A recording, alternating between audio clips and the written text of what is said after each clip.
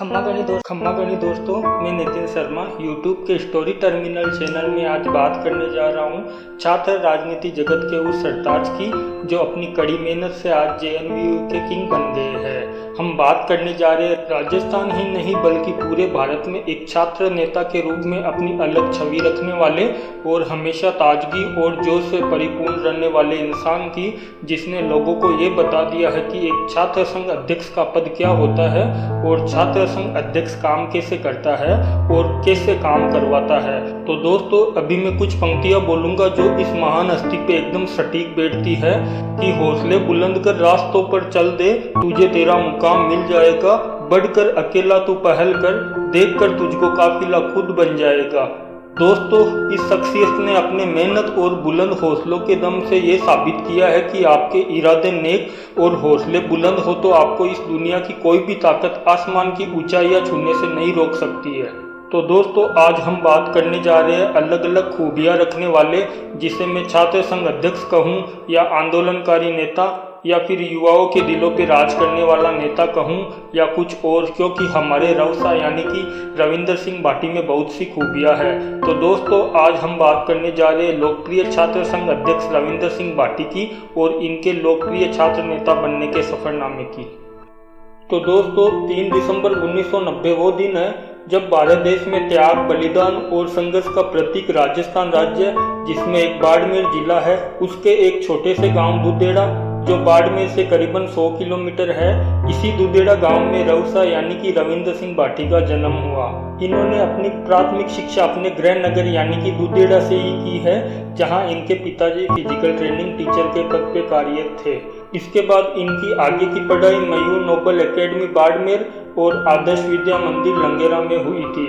इसके बाद senior secondary की पढ़ाई इन्होंने सीकर जिले के फेमस स्कूल यानी कि शेखावाटी स्कूल से की। इसके बाद अपनी ग्रेजुएशन करने के लिए उदयपुर में मोहनलाल सुखाड़िया विश्वविद्यालय में दाखिला लिया, लेकिन यहाँ ये ज़्यादा नहीं रुके और इसके बाद इन्होंने आगे की पढ़ाई यानी कि बीए और एलएलबी करने के लिए वर्ष 2015 में जय नारायण व्यास विश्वविद्यालय जोधपुर में दाखिला लिया।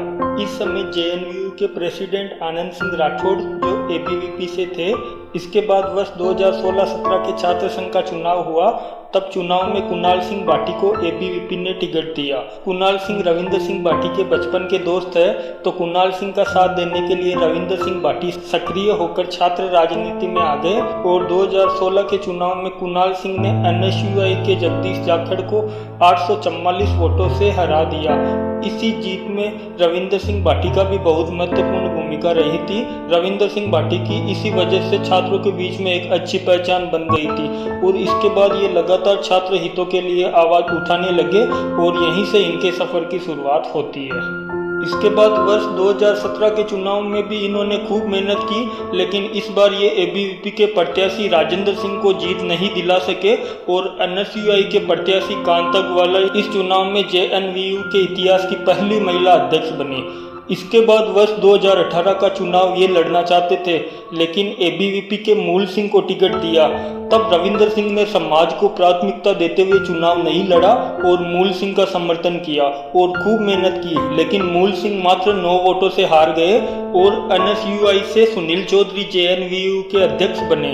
अब वो वर्ष आया जिसमें जेएनयू के प्रेसिडेंट का इतिहास ही बदल गया, यानी कि वर्ष 2019। इस साल रविंदर सिंह ने चुनाव लड़ने का पूरा मन बना लिया था और जब ये एबीवीपी से टिकट लेने गए तो एबीवीपी ने रविंदर की जगह त्रिवेंद्र पाल सिंह को टिकट दे दिया।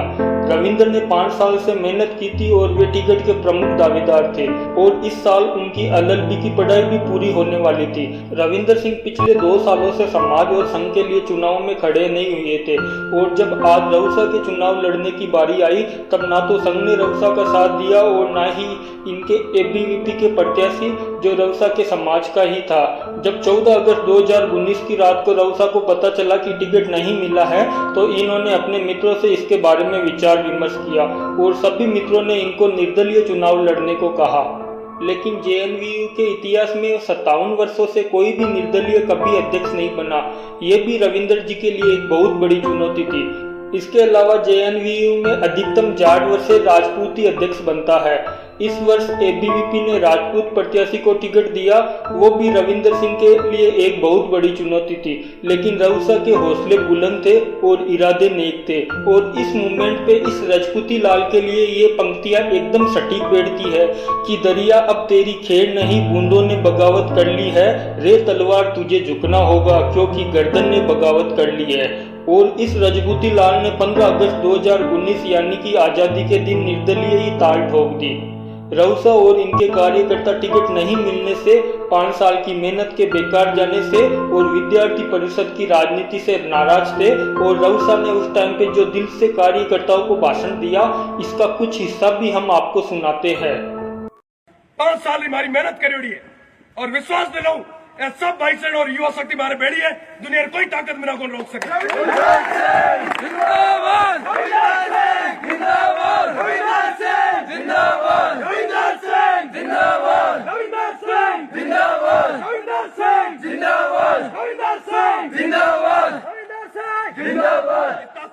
इतना साल तक, इतना महीना तक मैं 12 घंटा मेहनत करी, मैं 18 घंटा मेहनत करी। टाइम 27 तारीख गिनती रहा 11 दिन एड़ी चोटी जोर लगाणु है, यूनिवर्सिटी जीता दिखाओ ना कि कोई मैं पद रहा या कोई ये पार्टी रहा, कोई गुलाम तो नहीं, राजपूत एक तरफ छाती ठोक। और इस भाषण से इन्होंने अपने कार्यकर्ताओं में एक नया जोश जगा दिया था और अब आर पार की लड़ाई करने का पूरा मन बना लिया था और वो करने की ठानी। और आज तक जेएनवीयू के इतिहास में नहीं हुआ और 11 दिन में इन्होंने खूब मेहनत की। इस कड़ी में इन्होंने सर्वज्ञ छात्र नेता भौम सिंह जी से प्रेरणा लेते हुए और तमाम इनके मित्रों, पूर्व छात्र संघ अध्यक्षों, कार्यकर्ताओं के साथ दिन रात मेहनत की। और जो बात चुनाव से पहले छाती ठोक के इन्होंने बोली थी कि राजपूत कोई पदरा या पार्टी रा गुलाम को नहीं और चुनाव जीत कर ही बताएंगे। और दोस्तों, जब परिणाम आया तो उस दिन सभी बड़े बड़े न्यूज़पेपर की हेडिंग में लिखा हुआ था कि जेएनवीयू के 57 साल के इतिहास में पहली बार निर्दलीय छात्र संघ अध्यक्ष बना। जोधपुर जयनारायण व्यास विश्वविद्यालय के छात्र संघ चुनाव 2019 में इतिहास के सुनहरे अक्षरों में दर्ज हुआ। विश्वविद्यालय के इतिहास में पहली बार निर्दलीय प्रत्याशी रविंदर सिंह भाटी ने जीत दर्ज की। विश्वविद्यालय की स्थापना के 57 साल बाद यह पहला मौका आया जब बगैर किसी छात्र संगठन के बैनर तले विश्वविद्यालय में रिकॉर्ड तोड़ मतदान हुआ और निर्दलीय को छात्र संसद का अध्यक्ष चुना गया। रविंद्र ने अपने निकटतम प्रतिद्वंदी एनएसयूआई के हनुमान तरड़ को 1294 मतों से हराया और रऊसा को 4558 वोट मिले। हनुमान तरड़ को 3264 और एबीवीपी के त्रिवेंद्र पाल सिंह राठौड़ को 2218 वोट मिले। इस प्रकार रविंदर सिंह भाटी ने और उनकी पूरी टीम ने ये इतिहास रचा। दोस्तों, अब बात करते हैं भाटी साहब के बारे में कुछ विशेष जानकारियों की। तो दोस्तों, इनका कोई पॉलिटिकल बैकग्राउंड भी नहीं है, बल्कि इनके पिताजी और दादाजी तो गवर्नमेंट सर्वेंट भी है। इन्होंने अपनी राजस्थानी भाषा को वो मान सम्मान दिया है जो बहुत से लोग देने में हिचकिचाते हैं। इनकी फैन फॉलोइंग इतनी है कि बड़े बड़े मेट्रो सिटी के छात्र नेता भी इनको फॉलो करते हैं।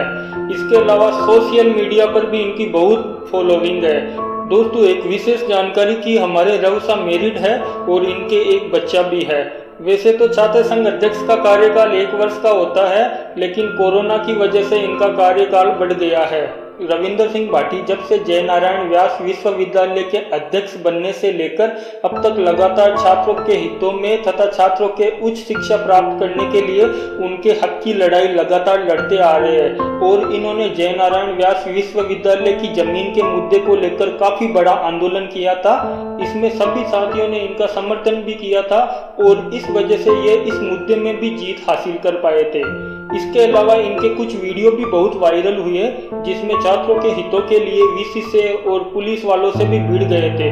और शायद इनका आक्रामक और जोशीला अंदाज ही युवाओं को इतना रास आ रहा है कि इनकी फैन फॉलोइंग किसी सुपरस्टार से कम नहीं है। और यूनिवर्सिटी में तमाम भ्रष्टाचार के मुद्दे भी ये समय समय पर उठाते रहते हैं। इन्होंने लॉकडाउन में भी काफी छात्रों की मदद की है। अभी इन्होंने कोरोना के कारण एग्जाम नहीं हुई है, फिर भी छात्रों से जो फीस वसूली हो रही है उसके खिलाफ एक आंदोलन किया है। इसकी वजह से इनका जेएनवीयू से निलंबन भी कर दिया है। और रविंद्र सिंह भाटी भी हार मानने वाले नेताओं में से नहीं है और इन्होंने छात्र क्रांति करने की ठान ली है और इनको तमाम संगठनों का सपोर्ट भी मिल रहा है। इनकी रैलियों में भी इतनी भीड़ आती है कि बड़े बड़े नेताओं के भी इतनी भीड़ नहीं आती है। सितंबर महीने में विधानसभा का सत्र है और रउसा 13 सितंबर 2021 को जयपुर में विधानसभा का घेराव करेंगे। अब देखना यह है कि सरकार झुकती है या फिर छात्र क्रांति की आवाज को दबा दिया जाएगा, ये तो वक्त ही बताएगा। लेकिन एक बात तय है कि रउसा हार नहीं मानेंगे, क्योंकि रउसा केवल राजपूत नेता ही नहीं, ये 36 कौम को साथ में लेकर चलने वाला बंदा है और जिस बंदे ने इतिहास बदला है उसने हमेशा कामयाबी और मान सम्मान ही प्राप्त किया है। तो दोस्तों, ये थी रविंद्र सिंह भाटी की एक छोटी सी जानकारी। और अब बात करते हैं जय नारायण व्यास विश्वविद्यालय जोधपुर और इससे जुड़े राजनेताओं के इतिहास की। तो दोस्तों, जोधपुर का जय नारायण व्यास विश्वविद्यालय पश्चिम क्षेत्र का बड़ा विश्वविद्यालय है। संभाग के अन्य जिलों के विद्यार्थी भी उच्च शिक्षा के साथ साथ राजनीति में अपनी पेड़ जमाने के लिए भी यही दाखिला लेते हैं। विश्वविद्यालय के छात्र संघ अध्यक्ष के रूप में चंद्रराज सिंघवी का जिक्र किया जाता है। यह राजस्थान सरकार में मंत्री रहे हैं और प्रदेश की राजनीति के चाणक्य के रूप में भी देखे जाते हैं। श्री सिंघवी सन 1964 में जोधपुर विश्वविद्यालय छात्र संघ के अध्यक्ष रहे। इसके बाद वर्तमान मुख्यमंत्री अशोक गहलोत ने भले ही अपने राजनीतिक जीवन में कई चुनाव जीते, लेकिन राजनीति में प्रवेश की सीढ़ी माने जाने वाले छात्र संघ के चुनाव में उन्हें हार का सामना इसी जय नारायण व्यास विश्वविद्यालय से करना पड़ा। गहलोत ने यहाँ से वरिष्ठ उपाध्यक्ष का चुनाव लड़ा था, लेकिन वे सफल नहीं हो सके थे। बीजेपी के भूतपूर्व विधायक जालम सिंह रावलोत वर्ष 1989 में छात्र संघ अध्यक्ष इसी विश्वविद्यालय से बने थे। राजस्थान कांग्रेस में एमएलए और दिग्गज जाट नेता हरीश चौधरी वर्ष 1991 में छात्र संघ अध्यक्ष इसी विश्वविद्यालय से बने थे और वर्तमान में केंद्रीय जल शक्ति मंत्री गजेंद्र सिंह शेखावत वर्ष 1992 में छात्र संघ अध्यक्ष इसी विश्वविद्यालय से बने थे और वर्तमान में बीजेपी के विधायक बाबू सिंह राठौड़ वर्ष 1995 में छात्र संघ अध्यक्ष इसी विश्वविद्यालय से बने थे। इनके अलावा भी कई अन्य ऐसे नाम हैं जिन्होंने विभिन्न छात्र संगठनों के साथ साथ अपने राजनीतिक जीवन की शुरुआत इसी विश्वविद्यालय से की है और आगे चलकर प्रदेश और देश की राजनीति में मुकाम हासिल किया है। और इसी कड़ी में अब एक नाम और जुड़ गया है और वो सितारा है जेएनयू के किंग रविंद्र सिंह भाटी। तो दोस्तों, ये थी रउसा और जेएनयू के राजनीतिक बैकग्राउंड की छोटी सी जानकारी। हम आशा करते हैं कि ये जानकारी आपको इंस्पायर करेगी और बहुत से लोग रउसा के पद चिन्हों पर चलने की कोशिश करेंगे। नया दिन होगा, नई खुशनुमा सुबह होगी और फिर से एक नई कहानी होगी। जानकारी आपको कैसी लगी हमें जरूर बताएं। जानकारी में कोई त्रुटि भी हुई हो तो भी हमें जरूर बताएं। आप सबका बहुत बहुत आभार। जय हिंद, जय भारत।